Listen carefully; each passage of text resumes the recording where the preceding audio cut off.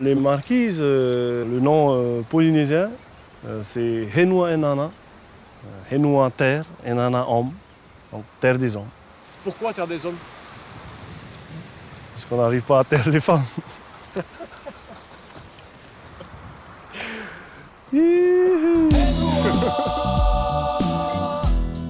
Les îles Marquises sont au nombre de 12 et seulement 6 d'entre elles sont habitées. Sur Nuku'iva, l'île principale, c'est Richard, guide touristique, qui nous accueille. Il a choisi de commencer sa visite sur les hauteurs de la baie de Taiohae, capitale administrative de l'île et chef-lieu de l'archipel.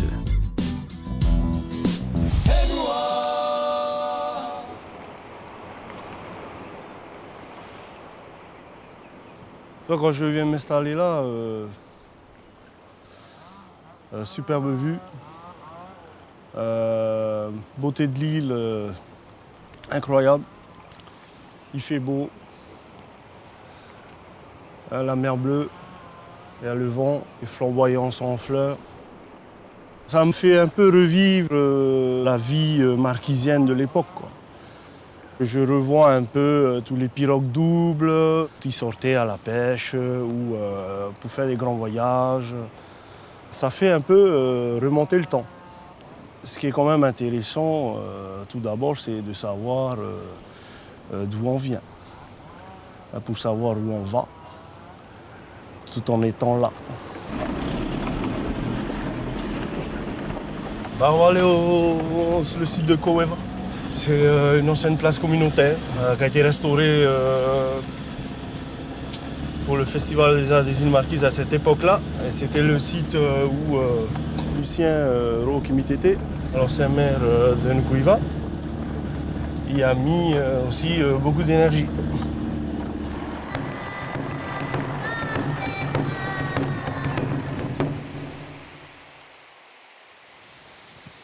Voilà le buste. Le tiki de Lucien, qui malheureusement a disparu en mer après un crash d'avion. Et c'était comme un copain, quoi. C'était quelqu'un de très partisan aux préservations de la culture, de l'identité marquisienne, qui voulait faire savoir qui on était. Je pense qu'ils vont peut-être le laisser dans ce paille-paille-là, en son honneur. Parce que c'est quand même une très bonne vision du site.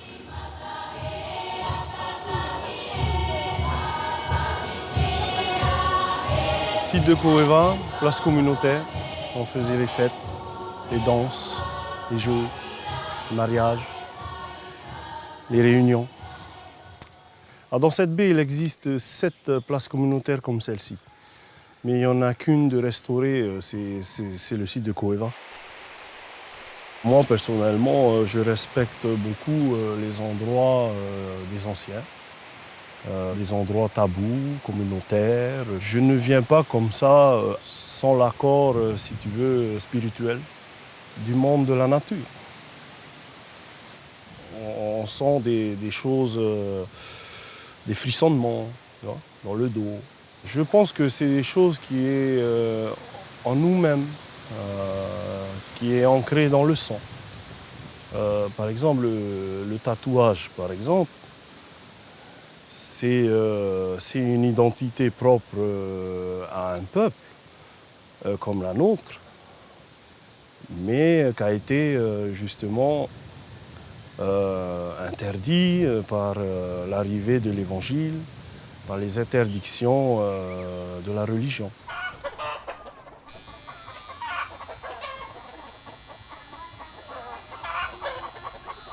C'est peut-être pour retrouver ce qui a été perdu que les Marquisiens s'investissent autant dans les arts, comme la danse, la musique et le tatouage. De leur culture d'origine, il reste heureusement quelques traces.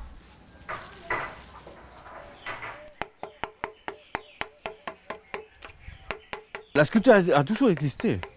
Le tatouage est venu après, je pense, à partir de la sculpture.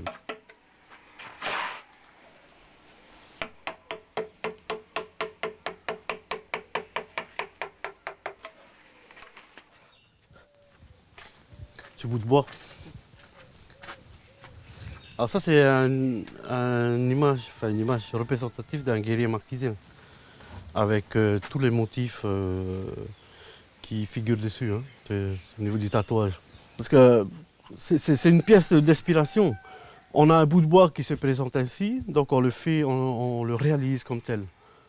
Ici par exemple c'est une pièce, cette partie du bois était bombée. Ici il y avait un trou, donc il fallait trouver une solution. Comment est-ce qu'on peut représenter, où est-ce qu'on peut placer le bonhomme, etc. On ne s'arrête pas sur une pièce, sur une œuvre. Être un artiste, c'est percer dans tous les domaines, quoi. C'est de vouloir se surpasser. Ça, c'est nous. On est chiant, mais c'est comme ça.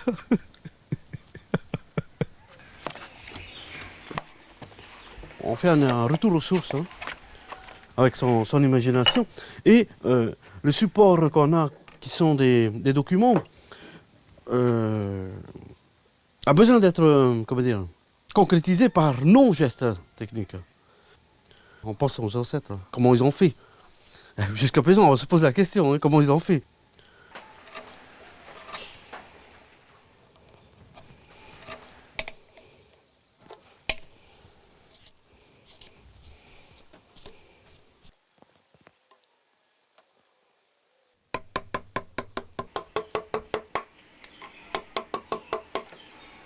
Si on a passé le cap et à un certain âge, il faut penser à transmettre.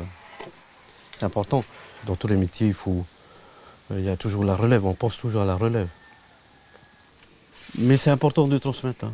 C'est très important. Alors, je pense que les marquises maintenant doivent se concentrer là-dessus. De penser que va-t-on faire de notre culture, que va-t-on faire de cet art. Après nous, qu'y a-t-il? Une partie de la réponse se trouve au bout de cette route. Peu avant sa disparition, Lucien Kimitete, avec son épouse Déborah, portait le projet de la construction d'une grande pirogue traditionnelle.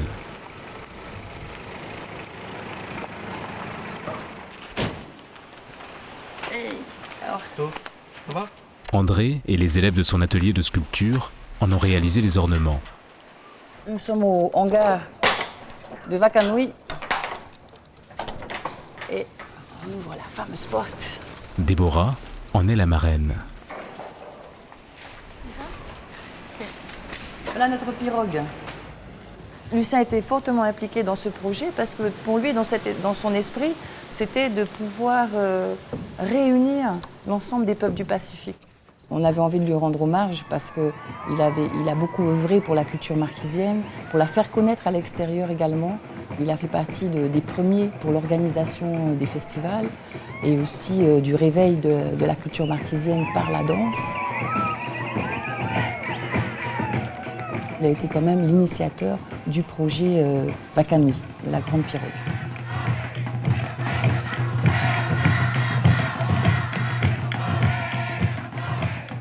C'est une façon de nous reconstruire, de continuer à préserver cette culture, mais en même temps de la faire vivre. Ce n'est pas une culture morte, c'est une culture qui doit évoluer.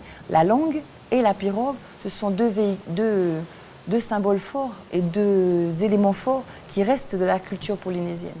Il faut vendre l'image des marquises à l'extérieur, il faut le faire connaître à l'extérieur, c'est quelque chose d'extraordinaire. Quand on parle de ce projet-là, moi je me suis investi là-dedans au niveau de mon travail, mais ce n'est pas dans le but personnel ni pour l'argent, quoi. C'est un projet innovant, c'est quelque chose d'unique.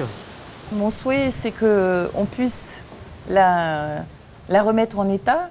Ça, je sais que c'est pas très difficile, mais bon, après, il faut trouver quand même des sponsors, il faut faire des demandes de subventions. Le plus difficile, c'est plutôt est-ce que les hommes sont prêts? Et mon souhait, c'est qu'ils soient prêts le plus vite possible.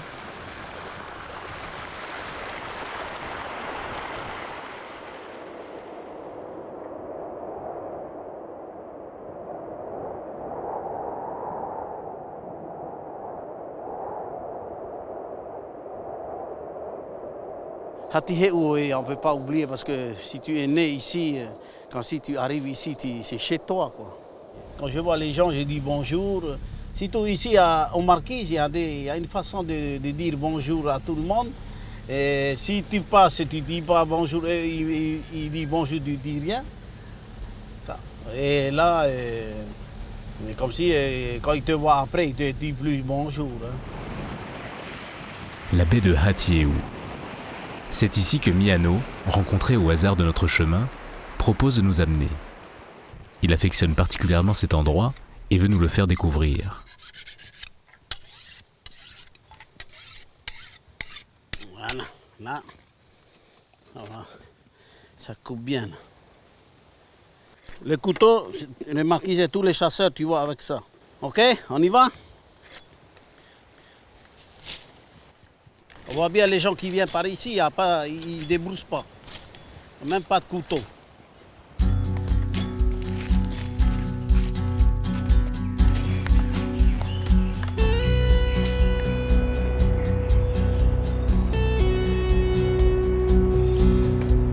Vehine Akati akakiu Bakakina te eo O te tautupuna I oto o oe No te hana tapu No te haa Dans la vallée, autour des paepae, ces terrasses de pierres sèches, Miano trouve des traces laissées par les anciens. J'aime la nature et j'aime le caillou. C'est pour ça que quand je vois les papas, j'ai envie de caresser, de voir un peu les objets. S'il n'y a pas les anciens, ils ont laissé pour moi par ici. Les anciens, ils ont travaillé, quoi. Ils ont essayé pour me faire quelque chose. Là. Tous les cailloux, ces cailloux, ils ont fait quelque chose de bien. Donc on va laisser par là. Voilà. Si on, attends, je vais montrer un truc là.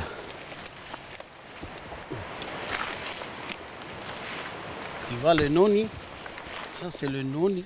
Peut-être pour faire travailler là. Tu as vu? C'est comme le rap à coco.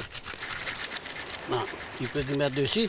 Et ça, après pour les médicaments, surtout les noni, c'est pour le médicament. Voilà. C'est ça mon maladie, les cailloux. Et des fois, je discute tout seul avec les anciens, comment on dit. Je dis, il faut me donner les cailloux au lieu de garder comme ça cachés. Mais des fois, je trouve. Ah là, je remercie les anciens.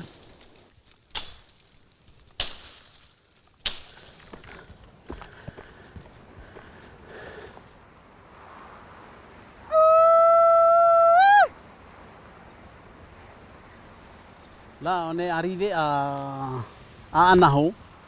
Et le cri qu'on vient de faire, c'est pour montrer les gens de Anaho, on est là. Voilà, c'est pour ça, bienvenue à Anaho.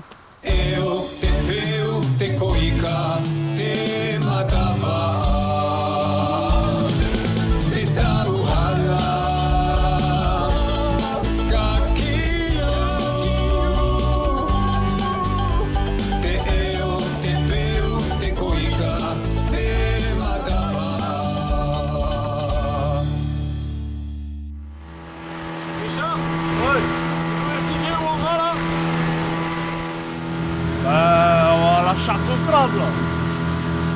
On va pas aller loin. Juste pas derrière. C'est plus calme la mer.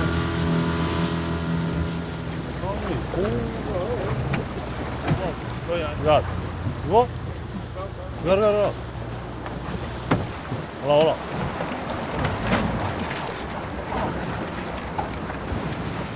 Tu vois?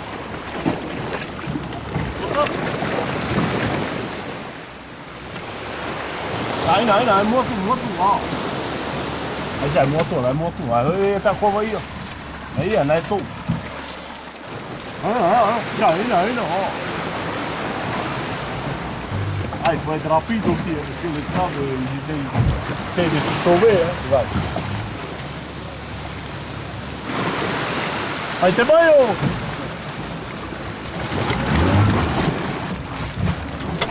Voilà. Voici ma nature. Là, suffisant pour la maison, mais pour la vente, il faut au moins le sac, quoi. Toi, là, en 10 minutes. 20 minutes, 30 minutes. Mais on est au milieu. On peut dire encore. Aïe!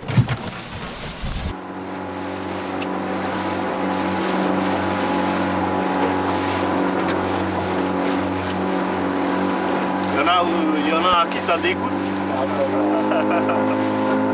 Écoutez.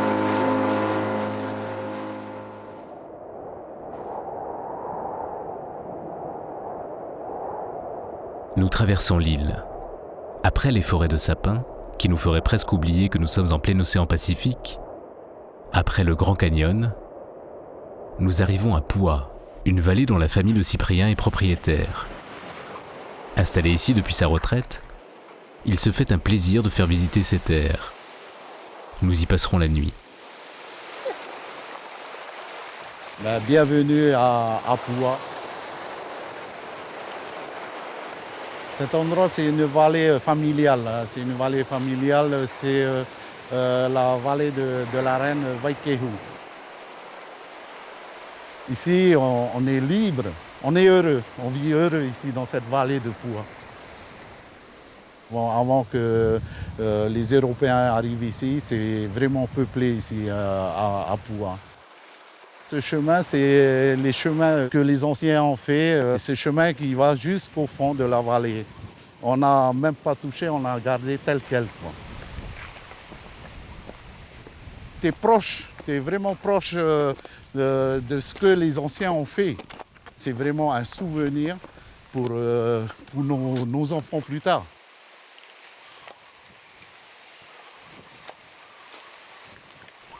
Et vai! Vai Niwa! Mai! Là, c'est ma vache. Tout ça, c'est à moi alors. C'est des vaches qu'on a nourries depuis qu'ils sont petits. Et là, ils vont venir manger, ils vont venir avec moi. Allez, on y va. Viens. Bye. Allez. Bye. Bye, Teresa. Bye. On a tout ici, on peut vivre sans être dépendant du village, quoi. Bye, Biko Biko. On a de la viande, on a des fruits, on a tout. C'est pour ça qu'on est vraiment heureux ici. Hein. Il s'appelle Tim. Je l'ai apprivoisé moi-même. Le cheval, c'est vraiment important parce qu'avant, c'était le moyen de transport. Que pour traverser d'une vallée à l'autre, il faut des chevaux pour aller à la chasse. Ça, c'est vraiment un moyen de transport. C'est plus facile pour eux. Toi, tu calmes. Laisse Tim tranquille. Voilà. Elle a donné un petit coup, hein? Oui, ils sont jaloux, là, parce que comme Tim aime bien rester avec moi, elle est jalouse. Non, tu laisses Tim tranquille. Va là-bas. Ah, elle est jalouse.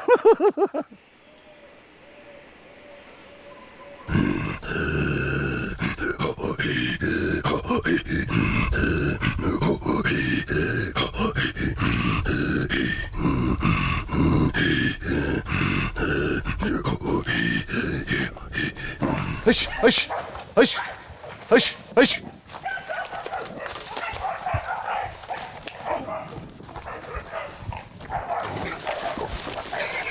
Mira, voilà, on vient d'attraper une femelle. On va l'attacher là. Ces animaux, c'est la viande on mange presque tous les jours. C'est une jeune femelle. Demain, il sera dans la marmite. Ce soir, on a vraiment eu de la chance. Bon. Mais peut-être qu'en ne rentrant pas là, il y aura un mâle qui est en train de se cacher là.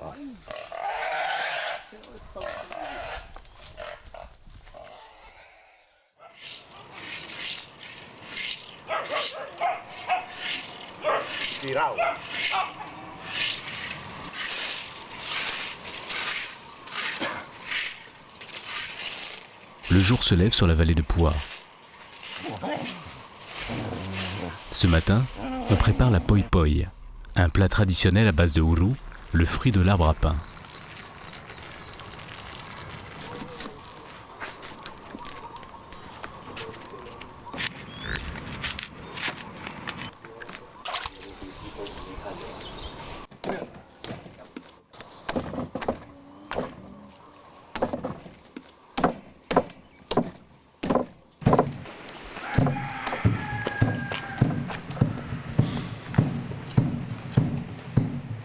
Nous sommes ici à Kamuihe.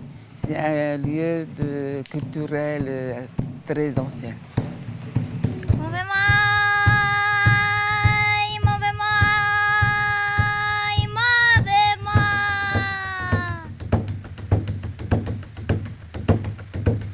Nous retrouvons Richard. Et sous les yeux de Mama Yvonne, la jeune Po'otu nous accueille avec la danse de l'oiseau, le Hakamanu.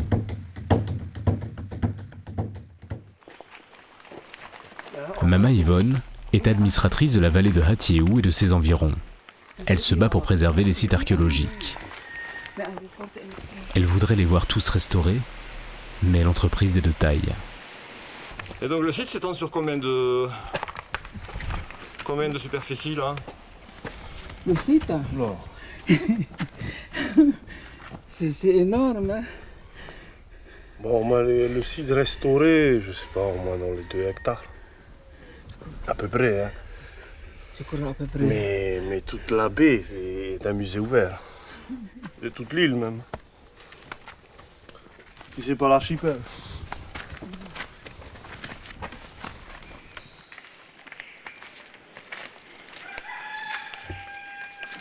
Ça, c'est une partie taboue. Ce bagnon-là, c'était considéré comme un arbre sacré. C'est ça le trou. Pendant leur guerre, quand ils trouvent des prisonniers, ils mettent dedans. Mais à l'époque, c'est vraiment bien fait. Il n'y a pas de racines comme ça. Les bagnoles un peu plus petits. Si tu veux, c'était un ossuaire où on donnait des ossements présents pour les esprits. Et entre autres,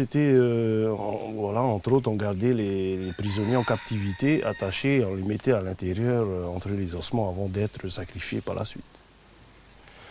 Mais tous les ossements étaient enlevés, on pense par les missionnaires entre autres, parce que c'était quand même pas très catholique.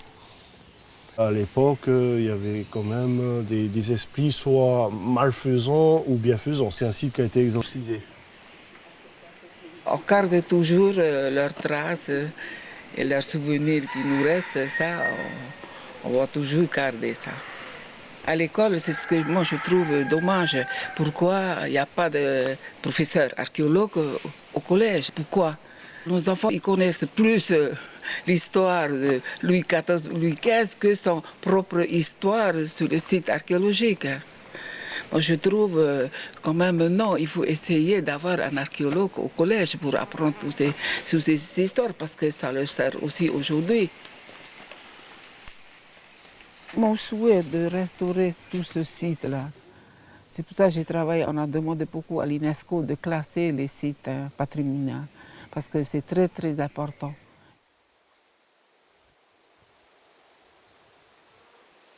Moi, ces heures-ci, ça fait mystique, quoi. On rentre un peu dans le mystère, dans le passé, tu vois. Il n'y a personne. C'est là où tu sens plus la nature.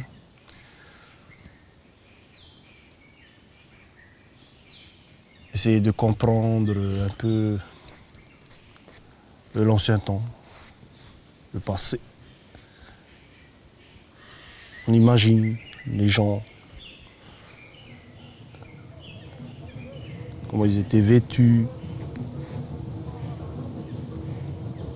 les déplacements.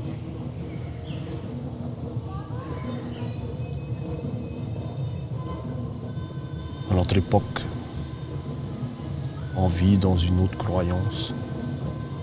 Mon souhait, c'est justement d'être moins envahi par le modernisme, d'aimer les uns les autres, de partager partager quoi, la vie, d'être heureux, comme un enfant, innocent, sans souciance.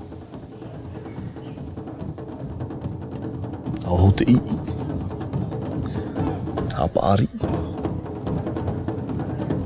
mental.